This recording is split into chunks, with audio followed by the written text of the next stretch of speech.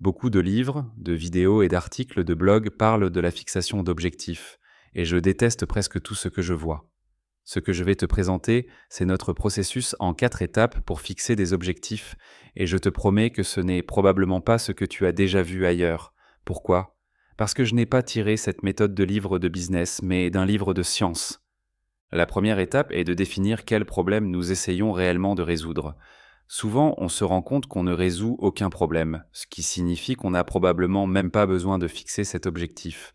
C'est encore plus vrai dans les niveaux inférieurs d'une entreprise, où les employés sont souvent moins connectés à la vision globale. Prenons un exemple simple. Tous les objectifs doivent correspondre à l'un de ces 3 critères. Nous aider à obtenir plus de clients, augmenter la valeur des clients existants, accroître la valeur globale de l'entreprise. Si tu n'arrives pas à expliquer comment ton objectif va servir l'un de ces 3 points, alors tu ne devrais pas le poursuivre.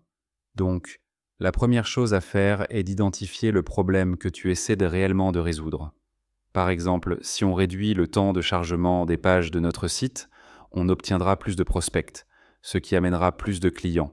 Si on améliore le processus d'inscription des utilisateurs, on aura moins de désinscriptions, ce qui augmentera la valeur des clients existants.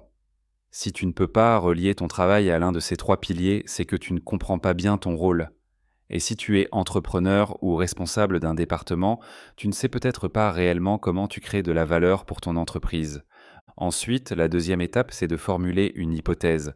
La plupart des gens fixent des objectifs en se disant «on veut faire ça». Mais en réalité, tu n'essaies pas juste de faire quelque chose, tu espères obtenir un certain résultat en le faisant. C'est pourquoi nous définissons ces 2 éléments dans une hypothèse.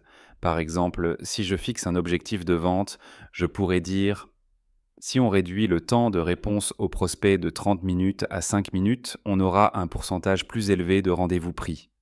C'est l'étape la plus difficile, car il s'agit d'identifier précisément ce que l'on essaie de tester. Pourquoi est-ce important? Parce que dans le business, on ne peut jamais garantir un résultat. On a tous mis en place des actions qui n'ont pas produit l'effet escompté. C'est pour ça qu'il faut formuler les choses comme une hypothèse plutôt que comme un objectif absolu. Une fois que tu as identifié le problème que tu essaies de résoudre et formulé une hypothèse, il ne reste plus que 2 variables à définir. Quelle est l'action à entreprendre? L'input. Quel est le résultat attendu? L'output. La troisième étape est donc de définir précisément l'action. Par exemple, on va appeler les prospects dans les 5 minutes suivant leur inscription. C'est l'input. Ensuite, on définit l'output attendu. On va augmenter le taux de rendez-vous pris. On mesure aussi un point de départ et un objectif. Aujourd'hui, on met 37 minutes pour répondre. On veut descendre à 5 minutes.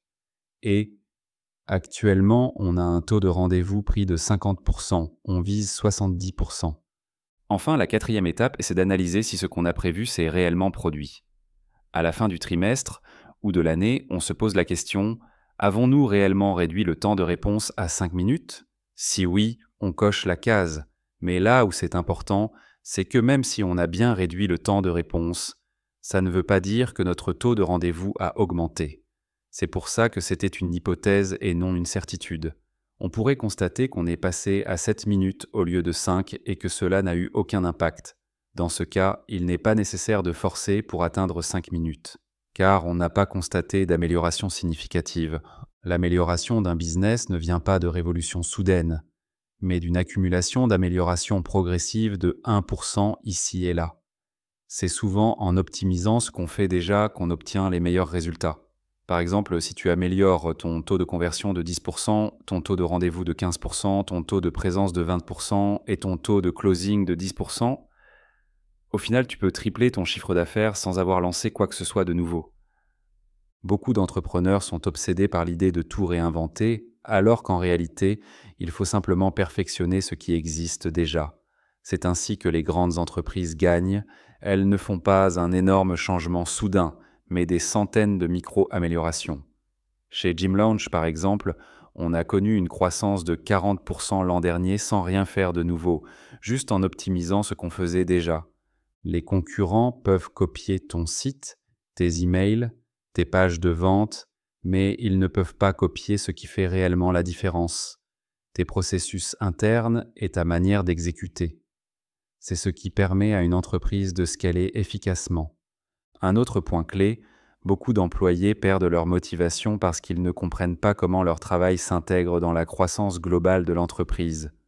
Par exemple, un créateur de contenu en interne pourrait se demander « Pourquoi je fais ces vidéos ?»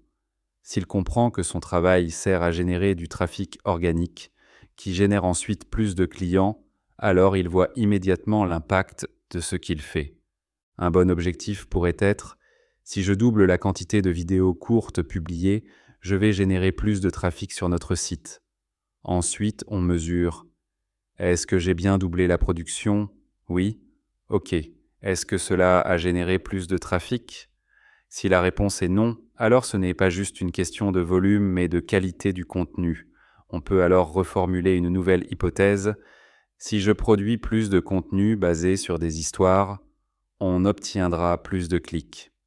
Un bon processus de fixation d'objectifs prend du temps parce qu'il oblige à se poser les vraies questions. Si tu peux passer une journée entière à réfléchir à pourquoi tu fais ce que tu fais, alors tu vas éviter de perdre du temps sur des actions inutiles. Si tu adoptes cette manière de penser en tant qu'employé ou entrepreneur, tu deviendras beaucoup plus précieux pour ton entreprise, parce que tu raisonneras comme un propriétaire, et c'est ainsi que les meilleurs entrepreneurs construisent des entreprises solides. Voilà le cadre le plus simple et le plus efficace que nous utilisons pour fixer des objectifs. Nous l'appliquons dans toutes nos entreprises et c'est ce qui nous a permis de croître aussi efficacement. Je ne l'ai vu nulle part ailleurs, mais il fonctionne pour nous. Peut-être qu'il fonctionnera aussi pour toi.